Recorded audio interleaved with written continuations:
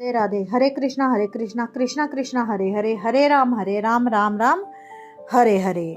कल हमने तीसरे अध्याय में एक विद्याधर ने भृग ऋषि से अपने शरीर के कुरूप हो जाने का कारण पूछा। तो भृग ऋषि ने बताया कि आपने एकादशी का व्रत रखकर द्वादशी को शरीर में तेल लगाया था, इसलिए आपका जो शरीर है वो कुरूप हो गया। आप माघ स्नान करो, माघ स्नान करने के बाद उसका शरीर है वो देव के समान हो गया। माघ मास के प्रभाव को जानकर सदा माघ में आप स्नान करो। पाप दरिद्रता से बचने के लिए मनुष्य को सदा जतन से माघ स्नान करना चाहिए। स्नान करने वाला इस लोक तथा परलोक में सदा सुख पाता है। वशिष्ठ जी कहने लगे, हे दिलीप, भृगराज के ये वचन सुनकर वह विद्याधर अपनी स्त्री सहित उसी स्थान पर पर्वत के झरने में माघ का स्नान करता रहा और उसके प्रभाव से उसका मुख देव सदृश हो गया। वह पर्वत पर आनंद से रहने लगा। भृगजीवी निजम की समाप्ति पर शिष्यों सहित ईवा नदी के तट पर आ गए। इसके बाद चौथा अध्याय।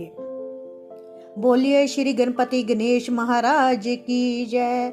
अपने अपने गुरु महाराज की जय। श्री वशिष्ठ जी कहने लगे कि हे राजन, अब मैं माँ के उस महात्म को कहता हूँ जो कार्तवीर्य के पूछने पर धृतराष्ट्र ने कहा था। जिस समय साक्षात विष्णु के रूप में श्री धृतराष्ट्र सत पर्वत पर रहते थे, तब महिष्मति के राजा शस्त्रार्जुन ने उनसे पूछा कि हे जोगियों में श्रेष्ठ धृतराचार्य जी, मैंने सब धर्म सुने, अब आप कृपा करके मुझे माघ मास का महात्म कहिए। तब धृतराज जी बोले, हे जो नारद जी ब्रह्मा जी ने कहा था वही माघ महात्म मैं तुमको कहता हूँ। इस कर्म भूमि भारत में जन्म लेकर जिसने माघ स्नान नहीं किया उसका जन्म ही निष्फल हो गया। भगवान की प्रसन्नता, पापों के नाश और स्वर्ग की प्राप्ति के लिए हमें माघ मास का स्नान अवश्य करना चाहिए।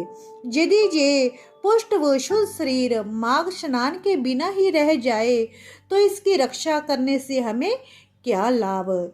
जल में बुलबुलों के समान मक्खी जैसे तुष जंतु के समान ये शरीर माघ स्नान के बिना मरण समान है। विष्णु भगवान की पूजा न करने वाले ब्राह्मण, बिना दक्षिणा के श्राद्ध, ब्राह्मण रहित क्षेत्र, आचार रहित कुल, ये सब नाश के बराबर है।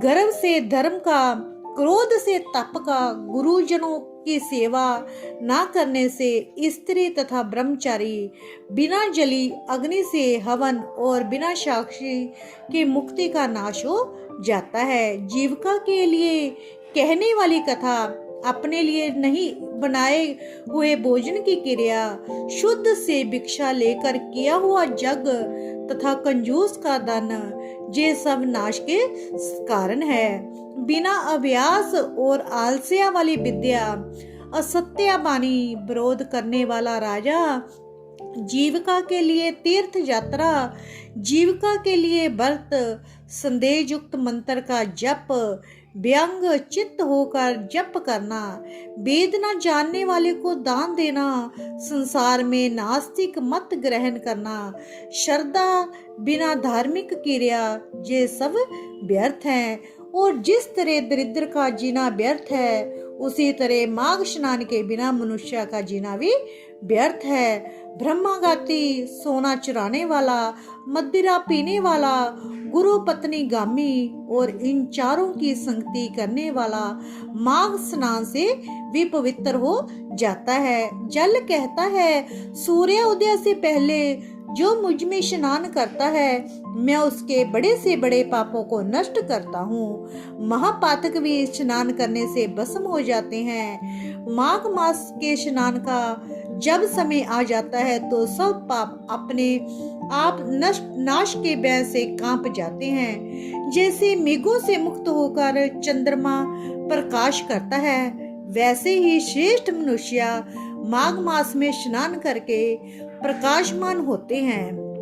काया वाचा मनसा में किए हुए छोटे या बड़े नेज या पुराने सभी स्नान से नष्ट हो जाते हैं। आलसिया में बिना जाने जो पाप किए वे भी नाश हो जाते हैं।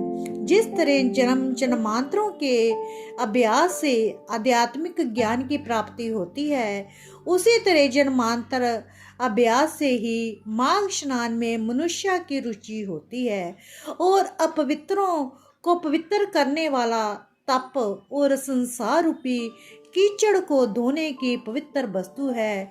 हे राजन, जो मनवांछित फल देने वाला माघ स्नान नहीं करते वह सूर्य या चंद्रमा के समान भोगों को कैसे भोग सकते हैं।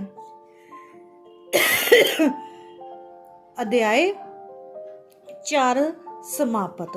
हरे कृष्णा कृष्णा कृष्णा हरे हरे, हरे राम राम राम हरे हरे।